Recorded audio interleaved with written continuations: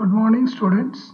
Today we will discuss the diode working mechanism. So in this presentation we will cover the different types of diodes and its working system or mechanism. Okay, so the first, what is the literal meaning of diode? Di means two, ode means electrode. So the components which consists of two electrodes are called diode. Okay, so this it is very relevant to discuss because for the electrical engineering students as well as electronics students, for understanding the components, the devices which we are using nowadays, that is semiconductor based PN junction diode, and the previously, that means before coming semiconductor into our era, we are using the vacuum bulb, that is thermo-ionic based emission technology. Okay, so students, we will discuss first the thermo-ionic emission based things, the diodes. Now you can see here the vacuum bulb we are using, it is called the vacuum bulb. Why? This red circular shape, you have seen this one, this is basically under vacuum system. And what is the value of the vacuum here? That is 10 to the power minus 6 torr or millimeter of Hg column. What is the typical value which our atmospheric pressure? That is 1 torr. So 1 millimeter of Hg. That means you can understand that how the vacuum, how much vacuum are creating inside the system. So why we are doing these things? Because to avoid the collision of the electrons or the carriers inside the system. Okay, now you can see that this is the filament. So the filament is basically we are using, and it is biased with high voltage supply.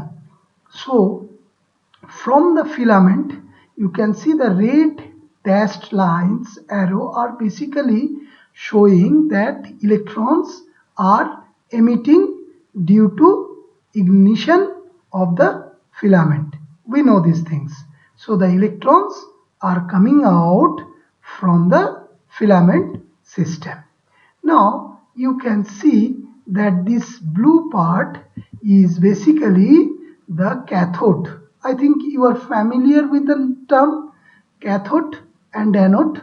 So cathode is the negative terminal which is connected with the negative terminal of the DC voltage supply of the system, and anode is connected with the positive DC biasing system.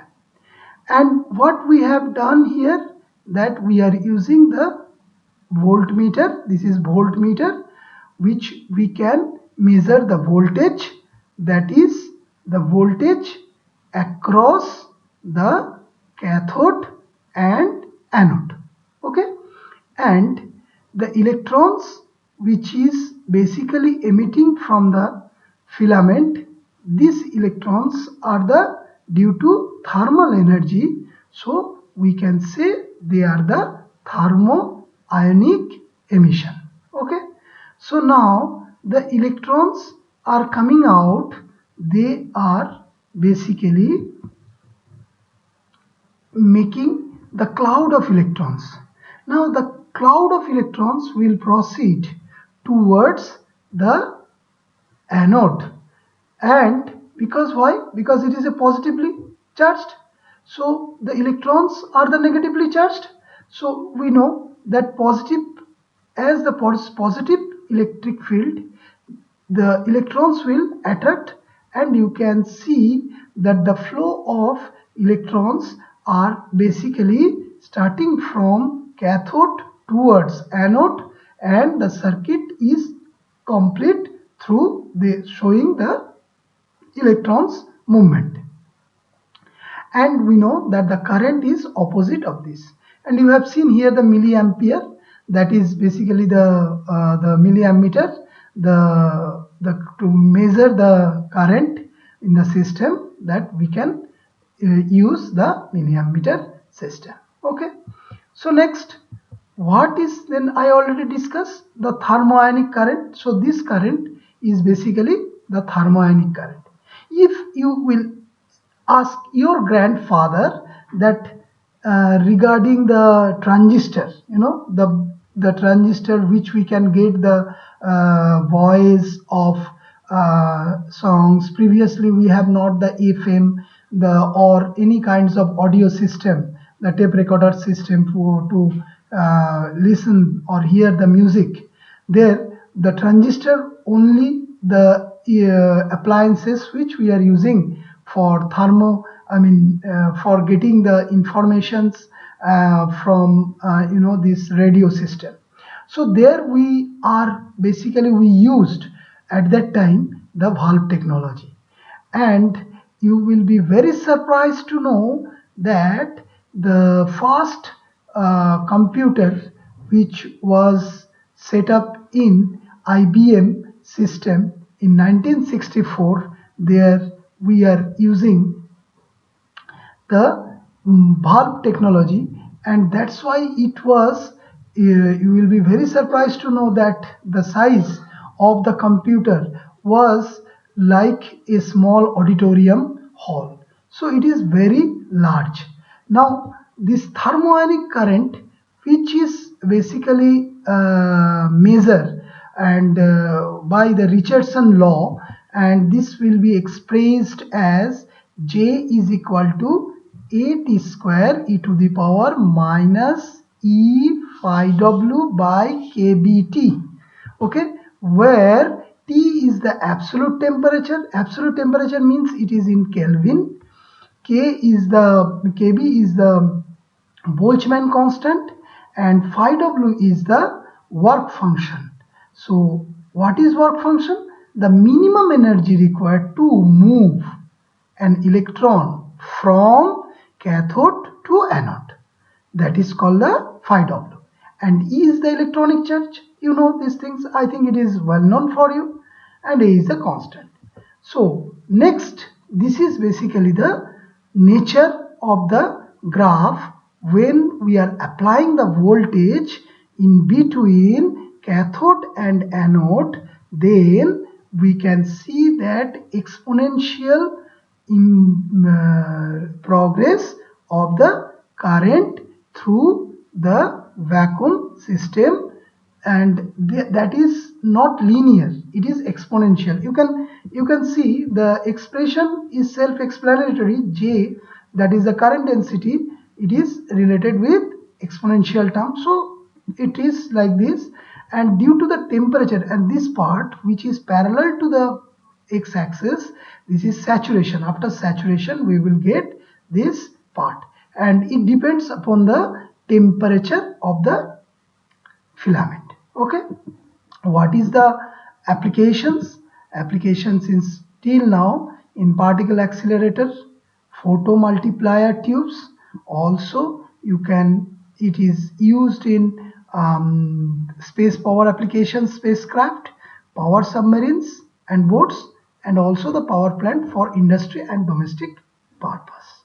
Okay, next we will go to the depletion width, that means the semiconductor based PN junction.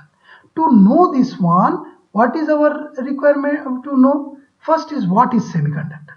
So this question will come in your mind, that what is semiconductor? So what is semiconductor? The semiconductor means the conductivity in between the insulator and conductor. Okay, so it is electrically insulator at 0 K. That means, what is 0 K? 0K means 0 Kelvin. That means minus 273 degree centigrade. So what is our room temperature? Generally room temperature is 27 degree centigrade. That means it is equivalent to 300 K. So you can understand that at 300 K it behaves, the semiconductor behaves like a conductor, but not like metal, but it is like a conductor. So what is the typical value of the resistivity of the semiconductor? That is 10 to the power minus 5 to 10 to the power minus 6 ohm meter, and this is basically in the room temperature. Now the question is, why semiconductor needs to fabricate diode? What is the requirement to use the semiconductor for fabrication of the diode? That means it has some certain advantages, so that we will discuss. First is controlled flow of electrons during applied electrical bias. As you know that in metal we cannot control the electrical that means the electrons flow, we cannot control. It is totally, if we will give the bias, applied the bias, electrical bias, then the electron will flow through the conductor metals. So this is, we cannot control, but in semiconductor we have this control. Why? This is because of density of charge carriers. We can tune the charge carriers, that is electrons and holes, inside the semiconductor. So it depends upon the requirement of our electronic fabricated device.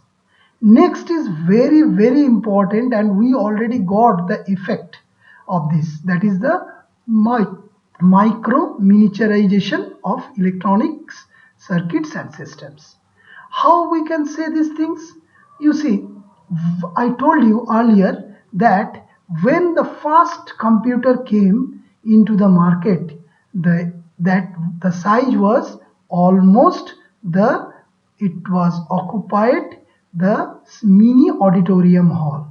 But nowadays, because this was based on vacuum valve system, but nowadays you can see the replica of computer, that is we are using in our cell phone, the smartphone.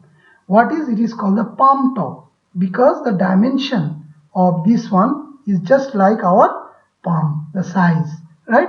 So that is the best example of micro miniaturization of electronic circuits. Next, obviously, this is the cost effectivity.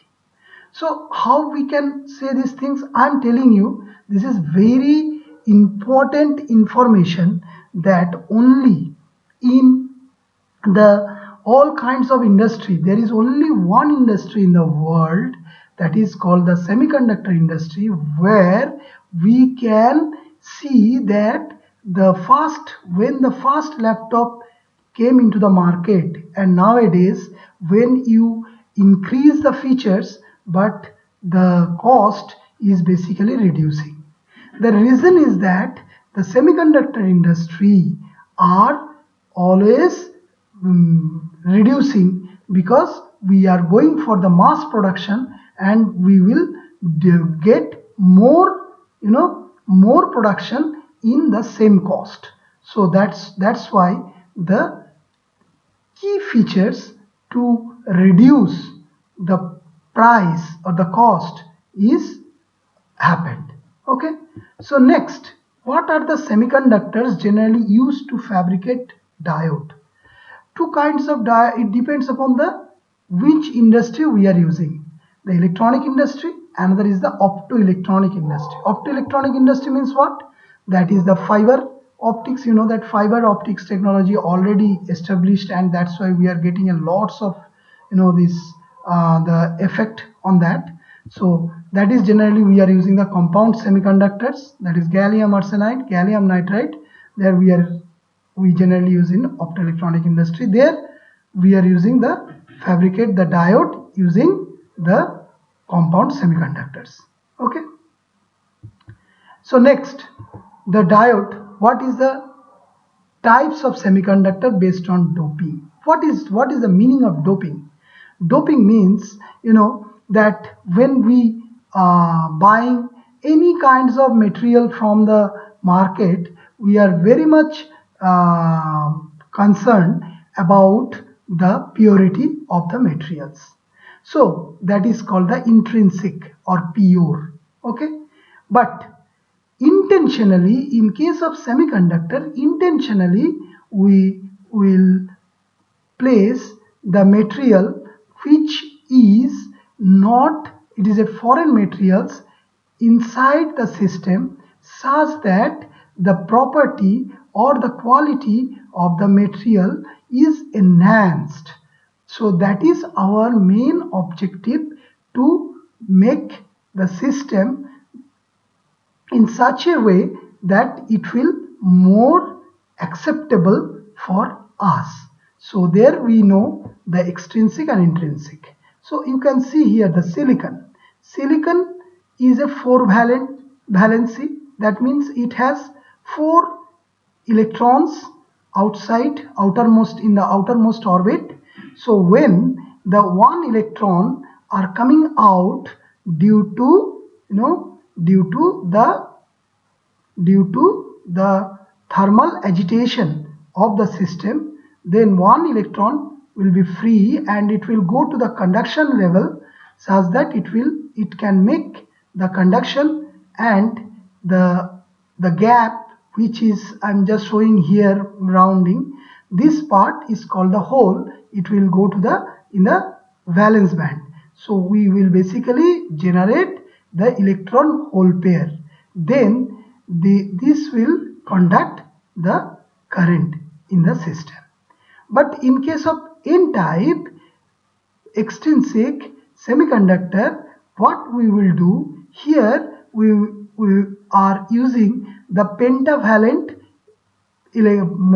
atoms, and which is we will intentionally incorporate inside the silicon mesh or silicon network, and it will kick one silicon atom and it will occupy the space. So there, due to the 5 outermost orbit, there is a 5 electrons. So 1 electron will additional, that will come out and behaves as a free electron. So we will create the 1 additional electron which will go directly to the conduction band. And in case of p-type, what we will do in this case, we will use the trivalent atoms, which we will intentionally incorporate inside the silicon networks. And what will happen there, the electrons will the 1 electron will be required. So the demand of 1 electron, that is basically the hole will create, and that's why we will get the extra hole in the network, that is called the p-type. So ultimately here in p-type, the holes will be more compared to the electron. Okay, so you can remember that for N-type, what you have to do? For N-type, you have to incorporate pentavalent atoms in tetravalent silicon or germanium to make it N-type material. And for p-type, what you have to do? There you have to incorporate 1 trivalent atom to inside the silicon, that is the tetravalent, such that 1 electron will has the demand, and that will basically make the gap, that is the holes. So the demand of 1 electron means the additional holes will be creating in case of p-type. I think now it is clear. Now what is the difference between p-type and n-type, because most of the students has this doubt. That's why I've just given it clearly. Now the different charge carriers present in semiconductors. It is very much important that what are the charge carriers in your viva voce, or any kinds of interview. These questions are asking that what is this in semiconductors, what are the different charge carriers are present. So basically there is two types of charges are available. One is called the mobile charges, another is called the immobile charges. So based on the movement of the charges, so mobile means, you can understand, mobile means which has motion, immobile means which has no motion. So electrons and holes, basically these two are the charges which are basically coming the under the mobile charges, and immobile charges are donors and donor ions and acceptor ions. So the symbolic representations are showing here, you can see, and basically these are the symbolic representation, and onwards we are using this symbol. So I think it is clear for you to understand. Now there is, you can see the p-type silicon. This is a p-type silicon and this is the n-type silicon. In case of p-type silicon, there the majority carriers are holes. Already we have discussed, majority carriers means whose number are more. Typically the intrinsic semiconductor, in intrinsic semiconductor, the density of charge carriers is 10 to the power 10 per centimeter cube. Now when we are saying that it is doped, means the extrinsic semiconductor, there is three categories are present. One is lightly doped, that is 10 to the power 15 to 10 to the power 16 per centimeter cube. If it is moderately doped, then it is 10 to the power 17 per centimeter cube, and if it is heavily doped, then it is 10 to the power 19 to 10 to the power 21 per centimeter cube. So this information is the typical information, such that you can understand that how the degree of doping in the semiconductor p-type or n-type materials.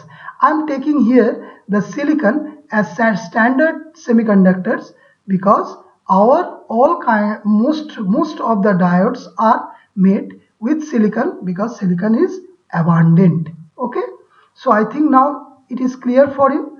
Now the next question in our mind, that what is PN junction diode, how we can make or how we can form the PN junction diode. So it is not like that. You can see that this is p-type silicon, this is n-type silicon. If we can just place them side by side, then it will make the semiconductor, the PN junction diode. No, answer is no. Then how it is happening? So I will show you here the system. Now this is p-type and n-type silicon. Now what is happening? You see there, this is the structure. You can see, please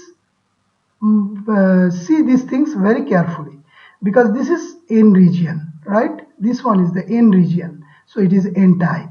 So we will take the n-type semiconductor. This is totally n-type semiconductor. Now in the n-type semiconductor, we will block this part, and here we will do the diffusion with the what types of material?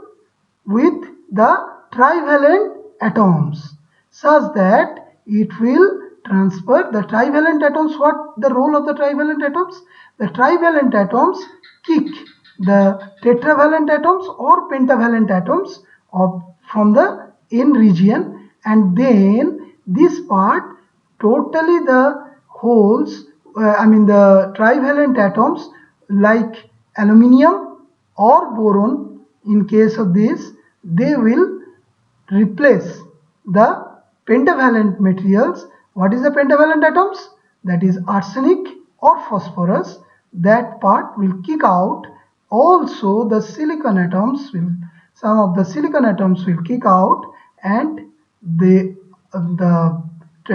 trivalent atoms will occupy the space. So what this is called? This process is called the diffusion. That means we are taking the n-type semiconductor and there we are diffusing in one part of the n-type semiconductor to form the p-type. I think it is clear. Now you have seen this is the dotted lines where our cursor, the annotations are there. You can see here this is called the metallurgical junction. Metallurgical junction means this is the junction where the right hand side is the n-type p-type and left hand side is the n-type. Okay, so now what is happening here? You can see the accumulation of the charges. This accumulation of which one? This is basically the donor ions. In case of n-type, the immobile charges is the donor ions, and in case of p-type, the immobile charges are acceptor ions. So this will come and accumulate here.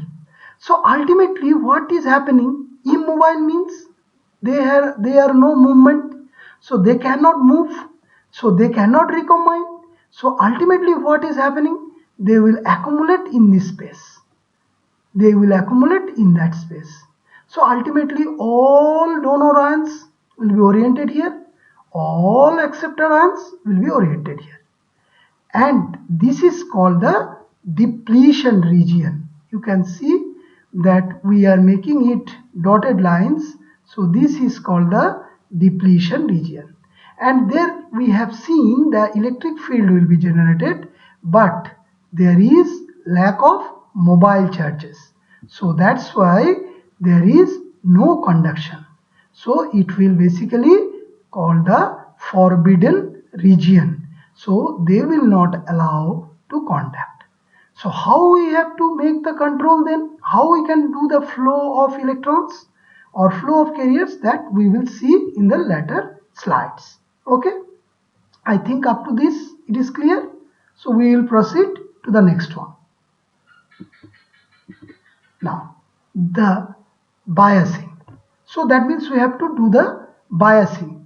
So biasing means we have to apply the external field for PN junction act as diode. One is called the forward biasing, another is called the reverse biasing. Okay, so now forward biasing means what? Now the positive terminal of the battery connected to P region and negative terminal connected to the N region of diode. So I will discuss these things again and again because this is very important. So here the first, when you can see here positive terminal. So this is the positive terminal of the battery. This is the positive terminal of the battery that is connected with P region. So P region means the P type. So what it will done? That the holes will be reflected towards the junction.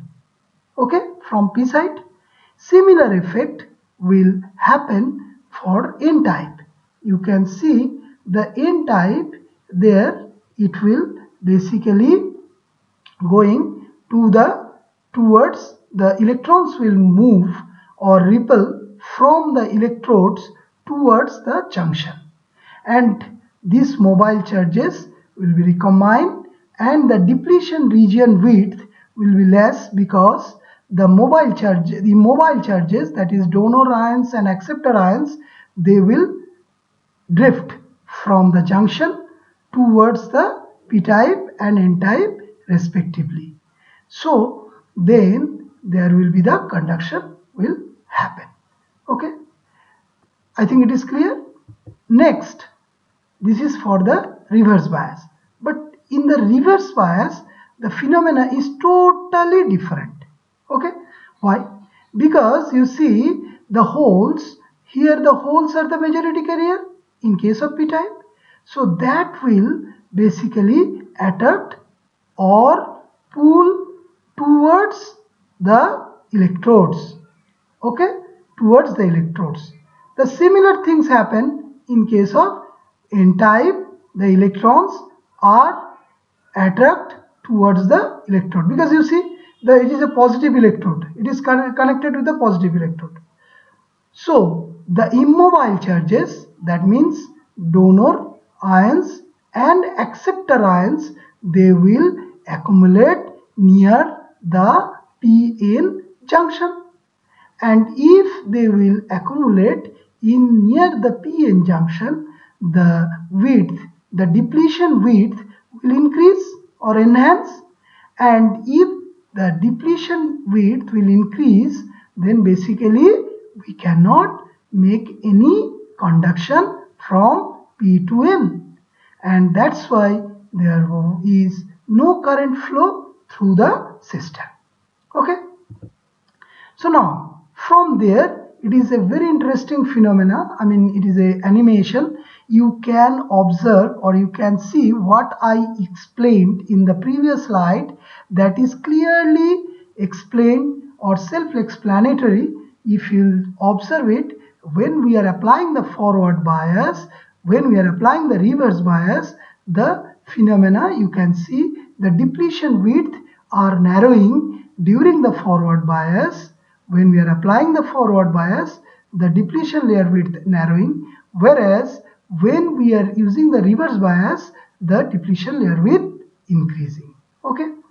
Next we will proceed to very important things, that is called the conduction mechanism. What are the conduction mechanism? This is also very important, because this question is very common in the interview, because the people are asking that what kinds of conduction mechanism, charge transport mechanisms are occurring generally in case of any electrical systems.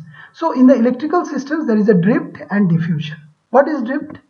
Drift, you can easily understand, that is when we are using the electric field, external electric field. That means it is influenced by the applied electric field. Now you can see the diffusion, it is basically due to the concentration.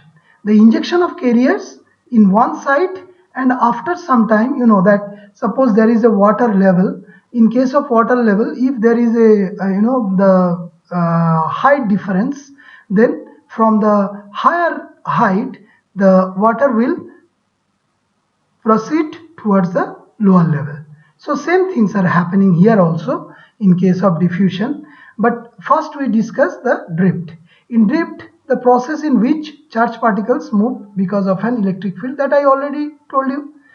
But one thing is important, that the motion or velocity of the charged particles, that is basically proportional to the electric field, applied electric field. So that means if we increase the electric field, then the velocity of charged particles will also increase proportionally.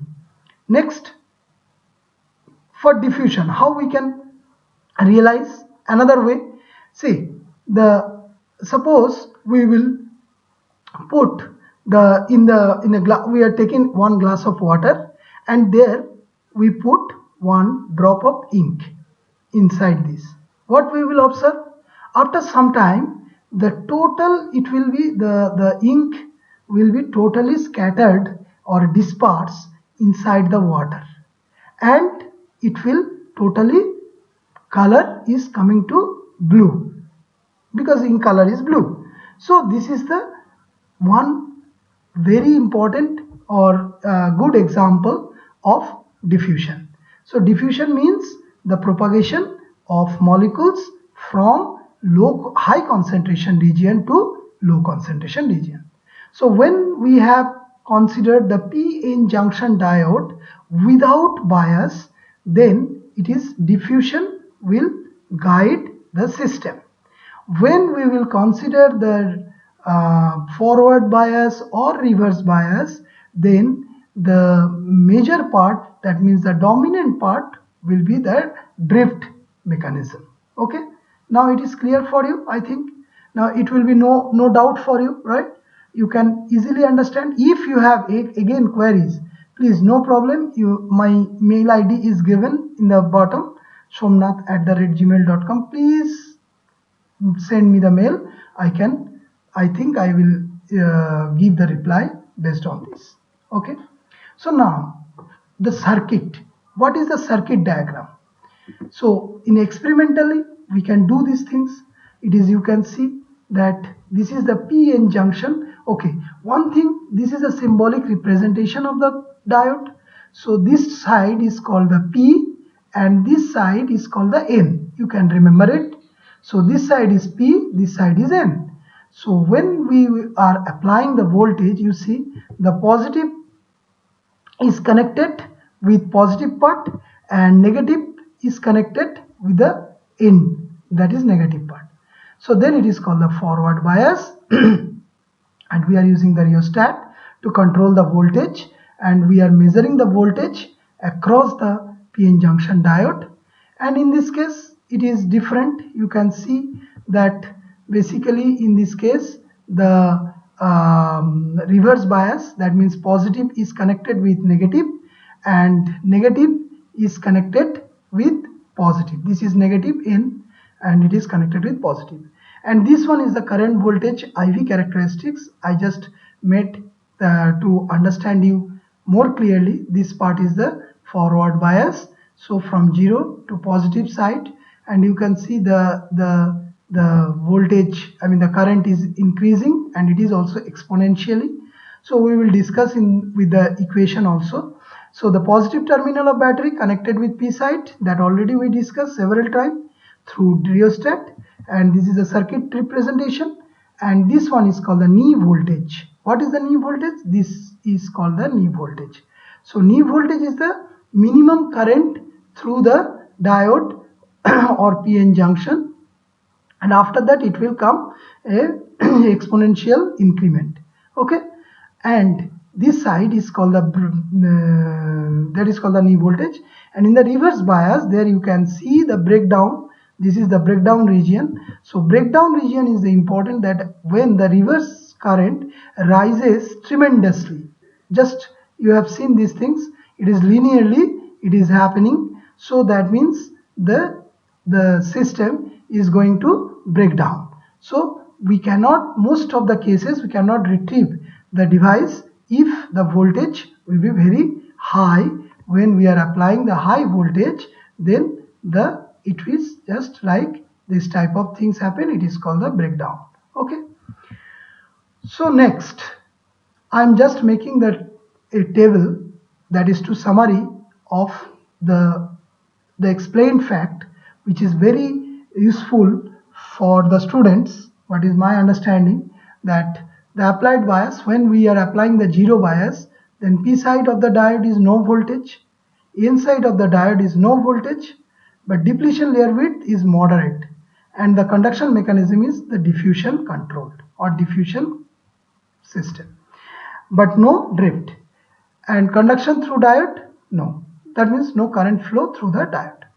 In the reverse mode, reverse bias, negative part of the battery is connected with the P side and the positive part of the battery is connected with the N side. The depletion layer width we have seen maximum. That means drift and diffusion both are acting, and drift is more prior, that's why I put drift fast, and the conduction through diode is no. Next, the forward bias, then the positive part, just it is a reverse with the reverse part. That means positive part of the battery is connected with the P side of diode and negative part of the battery is connected with the N side. But here already we have observed that depletion layer width is minimum because the conduction is occurring. That's why conduction through diode is, answer is yes. Now the last thing is the diode current equation expresses mathematically. What is this? The I is equal to, it is a Shockley equation, I is equal to I0 e to the power QVA by eta kVt minus 1. Whereas in reverse bias it is I is equal to minus I0. So what is I0? I0 is the reverse saturation current, and K is the Boltzmann constant, and I just put the value for your reference. Q is the electronic charge, VA is the applied electric field, and we have seen the plot in our previous slide. There the VI characteristics of the PN junction diode. You have seen there we are using the VA. VA is the applied electric field, and I is basically the current. In case of the positive, that is forward bias, it is a milliampere order, and in the reverse bias this is in microampere order. Why? Because reverse saturation current is very less, because the reverse saturation current is due to the recombinations of the minority carriers. Okay, so that's why this part is very less. And another term is very important here, that is called the eta, the ideality factor. So the ideality factor, generally it is kinds of proportionality constant. For compound semiconductors the value is 1, and for silicon and germanium these values are generally 2. So when we solve the problems based on diode equation, then we will just put the values. And if you are really interested that if it is required, then I can also put some of the problems based on diode equation. Okay, so thank you for patient hearing, and next part we will discuss on the diode application. Thank you for your attention.